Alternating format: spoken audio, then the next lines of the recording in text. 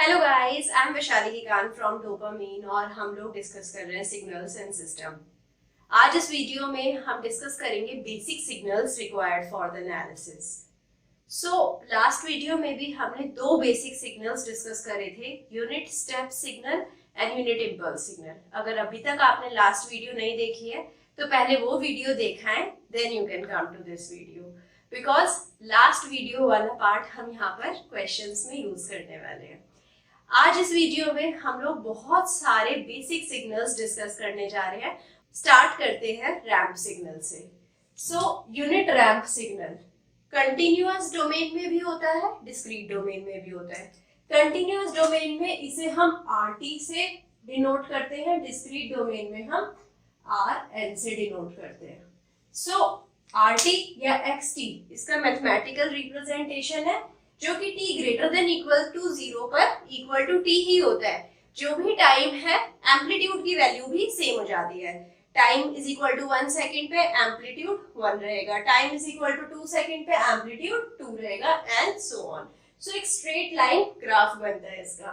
Now coming to discrete ramp sequence. So it is a sequence, not a signal. So XN और RN से represent करते हैं। मैं यहाँ पर लिख भी देती हूँ so that you will not get confused.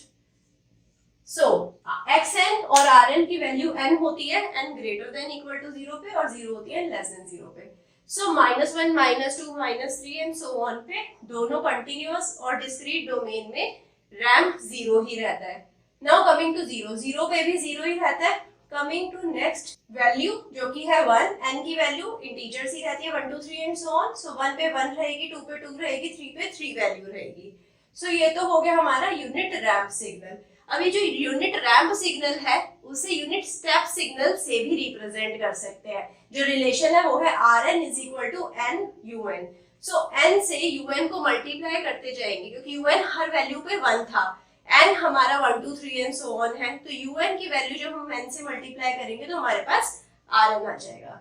Now coming to question, हमें ड्रॉ करना है ut plus RT minus 2RT minus 1 plus RT minus 2 plus ut minus 2।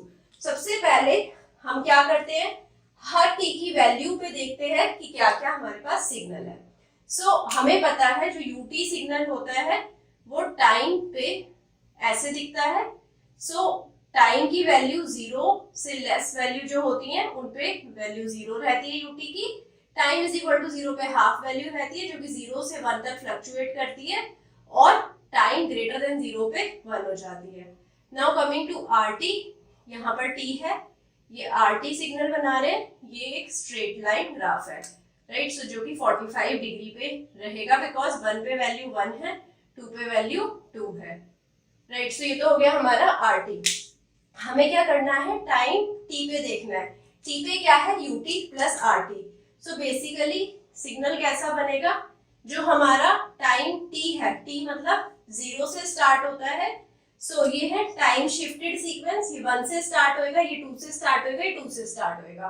तो अभी हमें जो सीक्वेंस 0 से स्टार्ट हो रहा है उसे देखना है, वो है ut प्लस RT। अगर हम इस सिग्नल में इस सिग्नल को ऐड करें, ut की वैल्यू 1 रहेगी for every instant of time और RT की वैल्यू इंक्रीज होती जा रही है। तो जब वैल्यू 1 थी तो अब वैल्यू 1 प्लस 1 हो जाएगी क्योंकि यहाँ पर भी वैल्यू 1 है।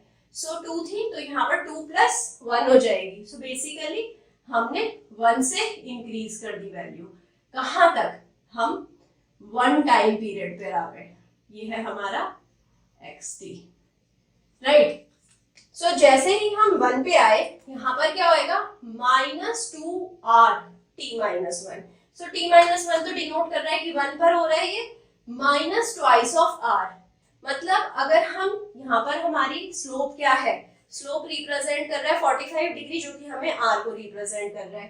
अब हम माइनस में जा रहे हैं ट्वाइस ऑफ r, तो अगर सिंपली माइनस r होता तो हमारे पास u आ जाता, राइट। बट यहाँ ट्वाइस ऑफ r है तो हम क्या करेंगे, I'll make it with the same pen.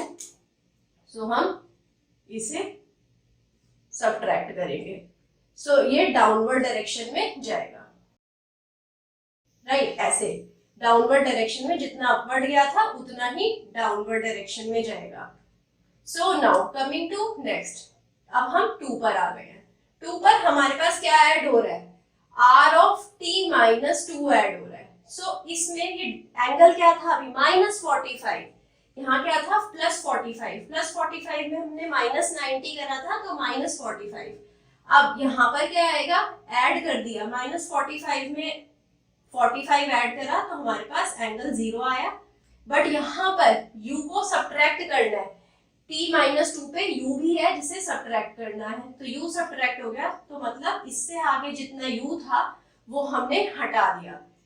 ये सिग्नल हमारा u को रिप्रेजेंट कर रहा था, तो अगर हमने ये ही हटा दिया, सारी 1 वैल्यू सब्ट्रैक्ट हो गई, तो हमारा सिग्नल ऐसा बनेगा। सो आपको देखना है हर इंस्टेंट पे सिग्नल की वैल्यू क्या आती है और उसके अकॉर्डिंग आपको सिग्नल को ड्रॉ कर देना है। तो आप 0 से स्टार्ट करेंगे, जो भी वैल्यू आपकी t पर है आप उसे प्लॉट करेंगे, फिर आप t माइनस 1 या जैसे कि नेक्स्ट सीक्वेंस है -2 है या -3 है, तो उस नेक्स्ट सीक्वेंस पे जाएंगे, उस पॉइंट पे देखेंगे क्या क्या ऐड और सब्ट्रैक्ट हो रहा है, उसके अकॉर्डिंग ड्रॉ करेंगे, then going to next sequence and all, right. Coming to the next signal जो कि है exponential signal. Exponential signal obviously exponential function है, इसे हम रिप्रेजेंट करते हैं k e raise to power at। अब यहाँ पर a और k दोनों ही रियल वैल्यूज हैं, राइट। रियल वैल्यूज के लिए ही एक्सपोनेंशियल सिग्नल डिफाइंड होगा। अब एक्सपोनेंशियल सिग्नल दो टाइप के होते हैं, exponentially rising and exponentially decaying.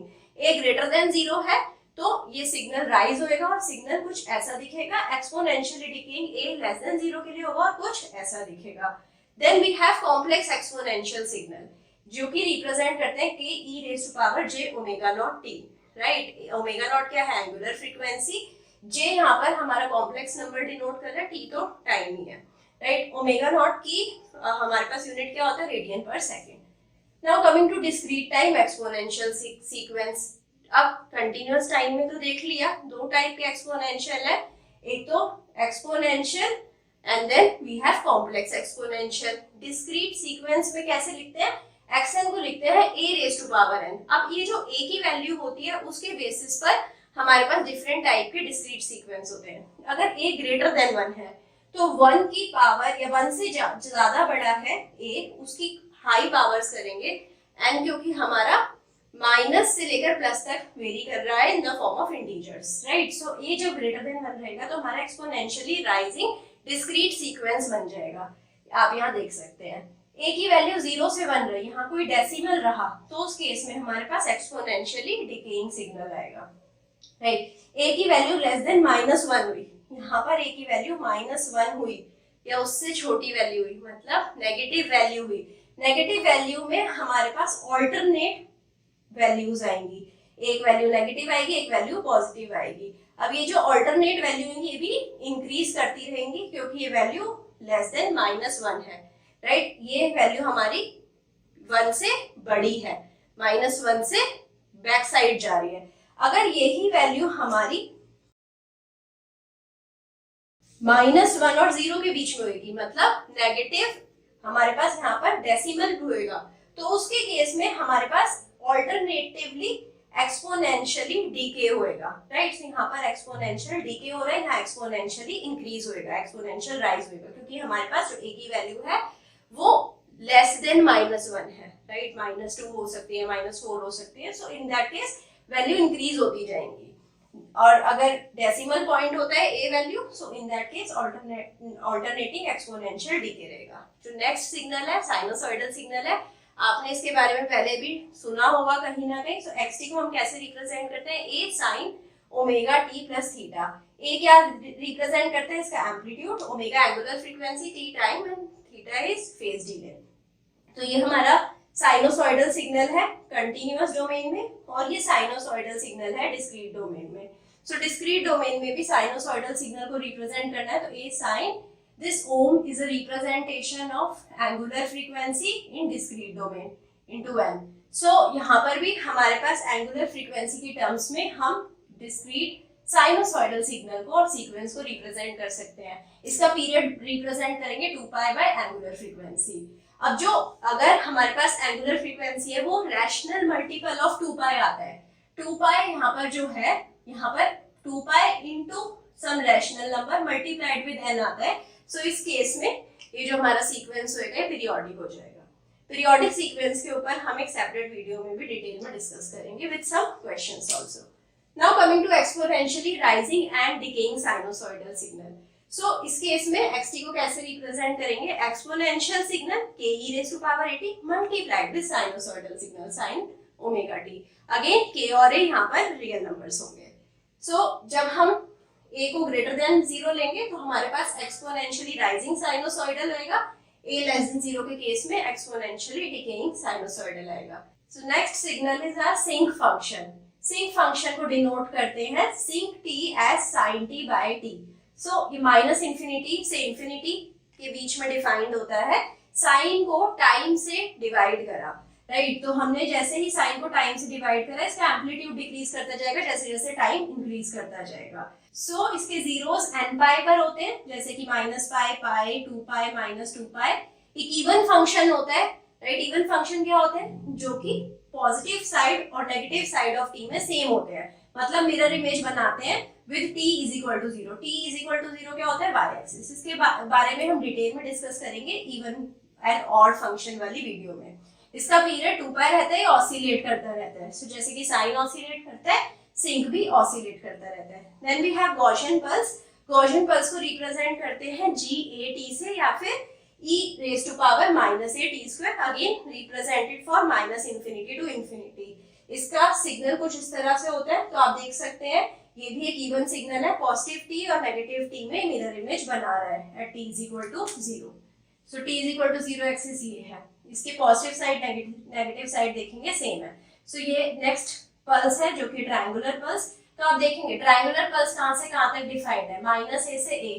सो जब mod of t less than equal to है तभी ये डिफाइंड है, और इसकी वैल्यू क्या आएगी?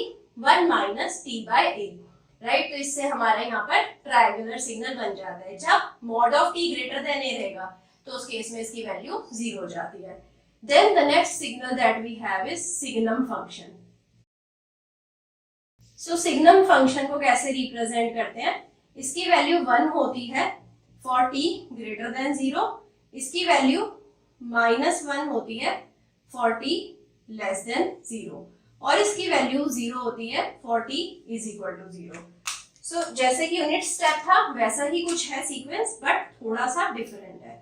सो जैसे कि ये t है, ये हमारा xt है, xt रिप्रेजेंट कर रहा है सिग्नम। सो जैसे ही t ग्रेटर देन 0 है इसकी वैल्यू 1 चली जाएगी, t लेस देन 0 में इसकी वैल्यू -1 चली जाएगी, और इन बिटवीन इसकी वैल्यू 0 है, 0 वैल्यू पे 0 है। सो आई होप आपको सारे सिग्नल्स अच्छे से समझ आए होंगे। कहीं पे भी कुछ भी डाउट है तो कमेंट सेक्शन में डाल दीजिए और you can reach out to me. So next video में मिलते हैं जहां पर हम even and odd signals discuss करते हैं। Stay tuned for the next video. Meet me soon. Bye bye, take